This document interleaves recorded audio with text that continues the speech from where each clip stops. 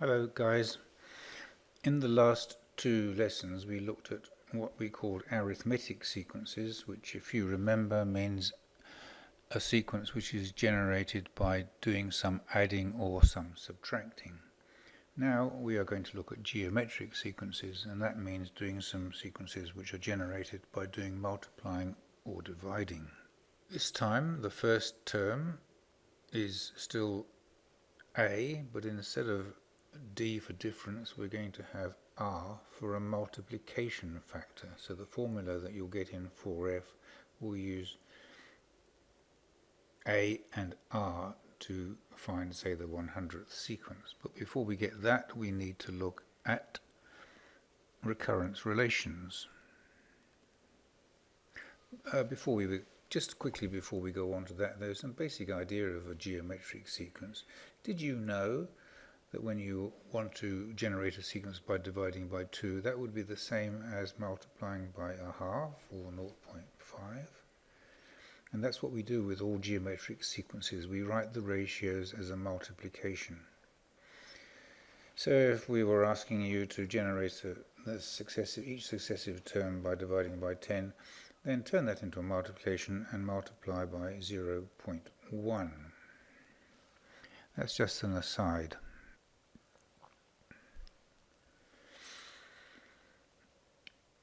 R is the ratio, and this is the number, whatever each term is created by dividing by the previous one. Putting that into symbols, R is any term Tn divided by the term before it, Tn minus 1. And the proper way to write out a recurrence relation, which involves a geometric sequence, is therefore T1 equals A for the first term, and then Tn plus 1 is R times whatever Tn is. When you are looking at a sequence and trying to work out whether it's a geometric sequence or not, you have to check that the ratio is the same between each pair of terms. We could give you a sequence which looked like it was a geometric sequence. Best way to check out all this and give it in detail is to run through some questions from the exercise. First one, you just have to say which of the following sequences are geometric and give the ratio R if you think it is one. As I said, check every pair. Now you do that by doing 8 divided by 4, which is 2, and then the next pair, 16 divided by 8 is 2, and then 32 divided by 16 is 2 again. So we have enough evidence to say that the ratio is 2. And I did that by dividing each term by the previous one. Next one, 3 divided by 1 is 3, 9 divided by 3 is 3, 27 divided by 9 is 3, so that one's alright. 10 divided by 5 is 2, but 15 divided by 10 is not, it's 1.5, and 20 divided by 15 is goodness knows what, so no. That one was, and that one was, but not the last one. This is even easier, find the common ratio. Now this time it says they are geometric sequences, so you don't actually have to check. You just take any term and divide it by its previous term, so R will be 2, 6 divided by 3. Here we have numbers which are going down. Now that means that R is going to be a fraction. It's going to be 16 divided by 64. Or 1 divided by 4 if you look at the last two terms. And that is the ratio. The ratio is a quarter. If the ratio is between 1 and 0, which a quarter is, then you will have a sequence where the numbers are going down. If it's more than 1, then the numbers will be going up.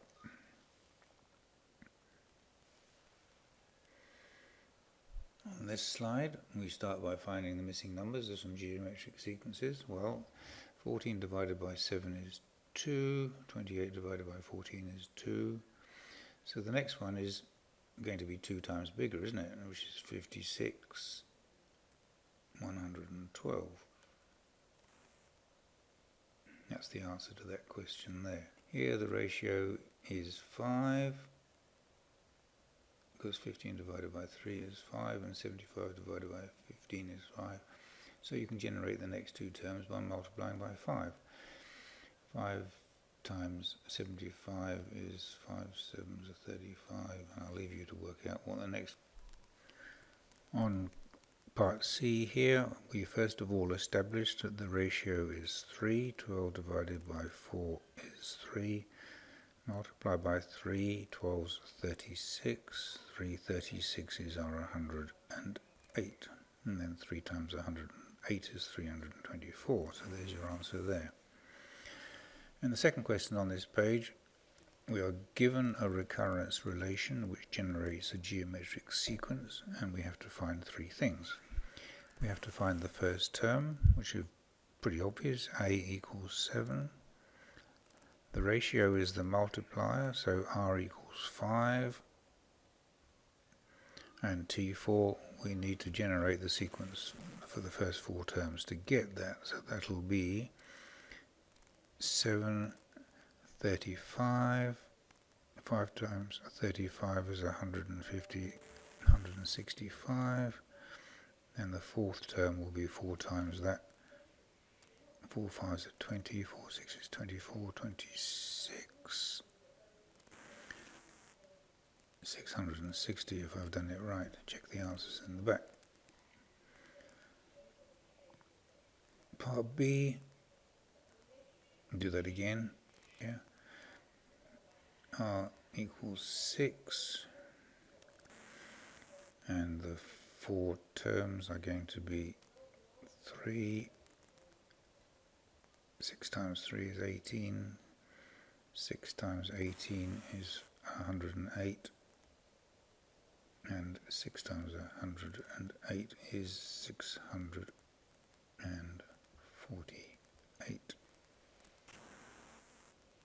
So for the first one, a is, the first term is 2. R is 14 divided by 2, which is 7.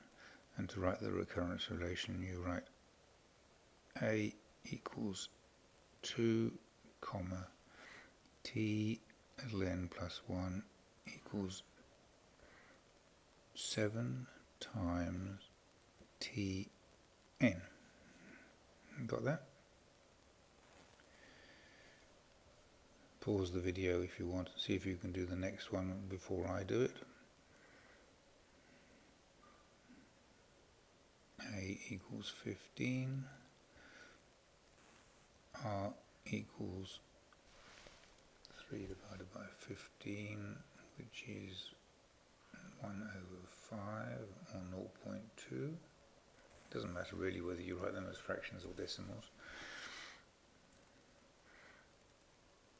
So you write a equals 15, comma, t n plus 1 equals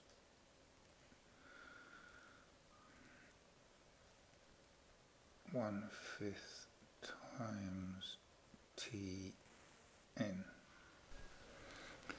In this question, which is the last one, we're going to be doing a table and then a graph. I'm only going to do A, you can leave B for you to do yourself. So first of all we find the first term, A equals 3. Show the first four terms in the table. I'm only going to be using my freehand pen, so it won't look very good. One row for n, 1, 2, 3, 4, and one row for the board terms, which we start with 3, 6, 12, which we're given, and then put a 24 in there. Use the table to plot a graph. Again, it won't look very pretty. I'm going to have n going that way. 1, 2, 3, 4. The Tn terms go up to 24, that'll do there, which means that halfway up is 12, and halfway up again is 6. 18. First term is 3, which will be about there. Second term is 6, which is about there. Third term is 12, which is up there. And the fourth term is 24, which is up there. And I think you'll see we have a nice curve, which you can describe by calling it a parabola, or part of a parabola. I'll leave you to do part B. Notice that the numbers in part B are going down, 8, 4, 2, so your graph will go the other way when you do it. It'll go that way.